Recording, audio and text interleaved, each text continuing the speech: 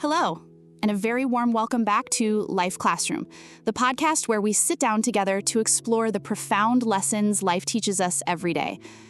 Have you ever felt like you're watching the same movie over and over again, except the movie is your own life, and the scene that keeps repeating is the one that ends in failure? Maybe it's a pattern in your relationships that always seems to end the same way. Maybe it's the diet you start with great intentions, only to give up again and again. Or perhaps it's the new projects you launch with so much passion that somehow never quite make it to the finish line for the same old reasons. The feeling of repeated failure is incredibly draining, isn't it? It chips away at our confidence and makes us question our own abilities. We start asking, why does this keep happening to me? Or worse, we start to believe the destructive thought, maybe I'm just not capable of success. It feels like being trapped on a roundabout with no exit, spinning in circles only to end up back at the same painful starting point. Today, in our classroom, we're going to become detectives. We're going to investigate this cycle of repetitive failure and get to the bottom of where it truly comes from. And most importantly, we're going to find the tools and strategies to finally cut that cycle, break free, and start building a new, more successful path. So, let's get ready to find some answers together. Before we can find a solution, we have to understand the cause. Failing at the same thing over and over is rarely about bad luck or coincidence. More often than not, there's a hidden pattern at play, and the roots of this pattern usually lie deep within our own minds. The first and most powerful root cause is our limiting beliefs. These are the conversations we have with ourselves in our heads, repeated so often that we accept them as absolute truths. Beliefs like, I'm just not a numbers person, I have no self-discipline, I'm not good enough for a healthy relationship, or the classic, I never finish anything I start. When we hold these beliefs, our brain works overtime to find evidence to prove them right. It's a phenomenon that can lead to self-sabotage. We unconsciously make choices that lead us toward the very failure we fear just to confirm our inner narrative. For example, someone who believes they are destined to be overweight might start a diet, see a little progress, and then reward themselves with a massive cheat meal. Because deep down, they believe, see, I knew I'd gain it back anyway. And so the cycle continues. The second root cause is hidden fears. And fear comes in many shapes and sizes. It's not just the fear of failure. Sometimes even more powerful is the fear of success. It sounds strange, doesn't it? But success brings with it new responsibilities and higher expectations. Some people are so afraid they won't be able to handle that pressure that they subconsciously choose to fail, allowing them to stay in their familiar, predictable comfort zone. Then there's the fear of judgment, the fear of change, or even the fear of giving your absolute all and still failing, which can feel more painful than failing because you didn't try hard enough. These fears act like a hidden emergency brake, holding us back from accelerating toward our goals. And the third root cause is failing to learn from past mistakes. There's a saying that failure is the best teacher, but a teacher can only teach you if you're willing to be a student. Often when we fail, the experience is so painful that we just want to push it away as quickly as possible. We blame external factors, other people, bad timing, the economy. We rarely take the time to sit down and honestly reflect. What is the lesson here? Where did I go wrong? How can I prevent this from happening again? When we don't extract the lesson, we are doomed to repeat the mistake. It's like a student who keeps failing the same exam because they've never gone back to review the material and understand what they got wrong. Understanding these three roots, our limiting beliefs, our hidden fears, and our failure to learn from past mistakes, is the most critical first step. It's like turning on the lights in a dark room to finally see the real opponent we're up against, the patterns within ourselves. All right, now that we have an idea of what's causing the problem, the next step is to install some new tools in our mental toolbox. These tools are designed to completely reframe our relationship with failure. Tool number 1, shift from being the judge to being the scientist. When we fail, we often put ourselves on trial. The judge in our head bangs the gavel and delivers a verdict. See, I told you you couldn't do it. You're pathetic. What a disappointment. This judgment only reinforces our limiting beliefs. I want you to try a role play. Instead of the judge, become a curious, detached scientist.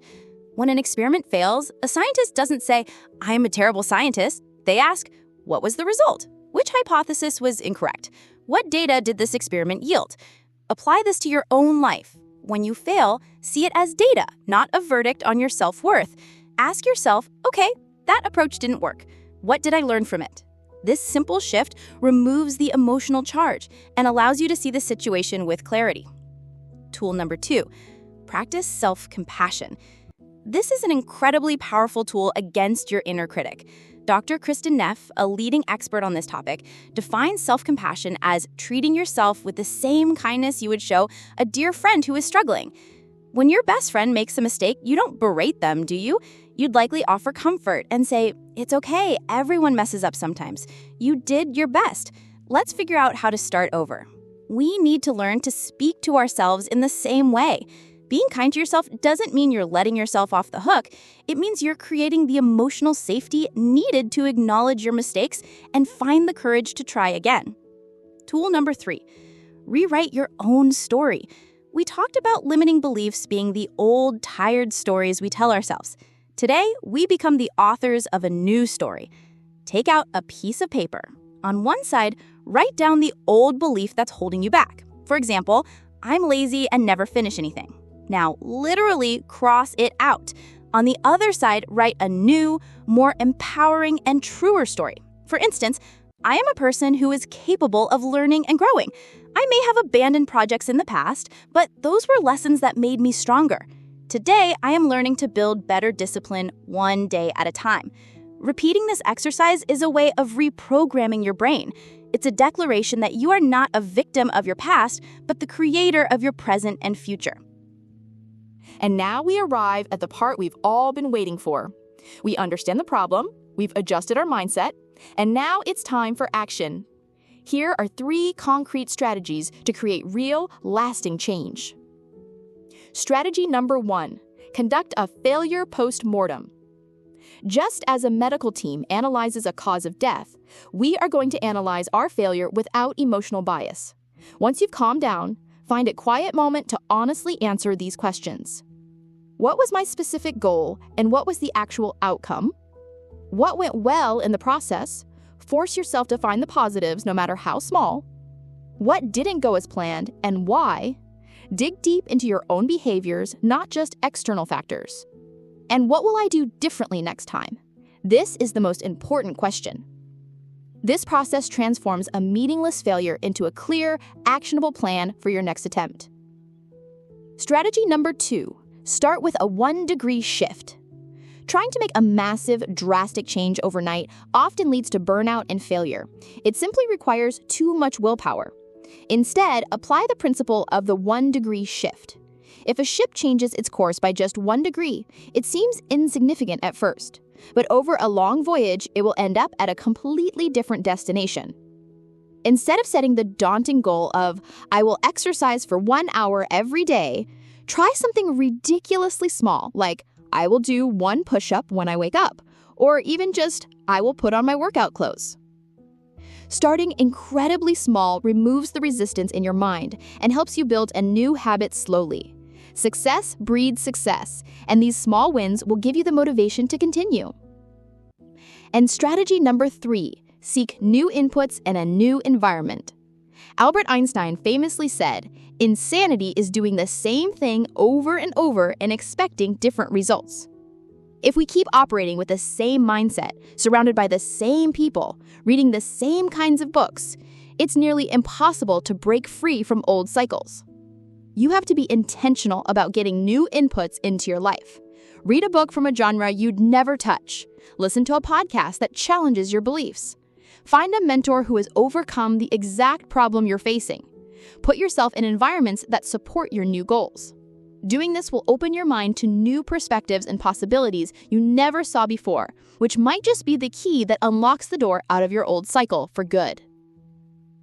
And that brings us to the end of our lesson in the life classroom today. We've journeyed from the roots of repetitive failure to the tools that can change our perspective, and finally to the practical strategies that can help us create real change. To everyone listening who is feeling exhausted by this cycle, I want you to hear this.